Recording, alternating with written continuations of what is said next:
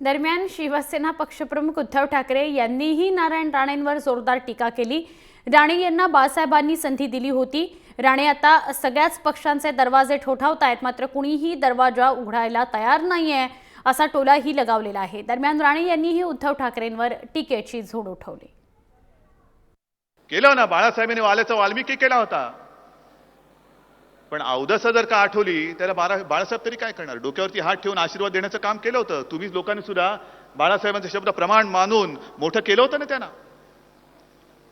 पण तुमची माती करून टाकली आणि स्वतःचं सोनं करण्याचं हे जे काही स्वप्न होतं हे जास्त काळ चालू शकत नाही। काहीतरी एक भ्रम निर्माण करायचा, लोकांना संभ्रमित करून ठेवायचं, आणि मग आता सगळ्यांना कळतं की अरे मला काहीच नाही, माझं तर सोडून द्या, ह्याचंच काय होणार आहे कळत नाहीये, ना घरका ना घाटका, सगळे दरवाजे ठोकून ठोकून ठोकून ठोकून हात दुखले पण दरवाजा काही उघडत नाही। मी जेव्हा शिवसेना सोडली 220 शाखा प्रमुखांनी प्रोटेक्शन घेतलं। उद्धव ठाकरे मर्द आहे त्याचं एक तरी उदाहरण त्यांनी द्यावं। का शब्दांनी सांगतोय मी मर्द आहे मर्द आहे, का सांगतोय त्याला? का हे लागावं? मोदीच्या मेहरबानीने खासदार आले म्हणून पुशारक्या मारू नको, तुला विधानसभेत कळेल ना म्हणा।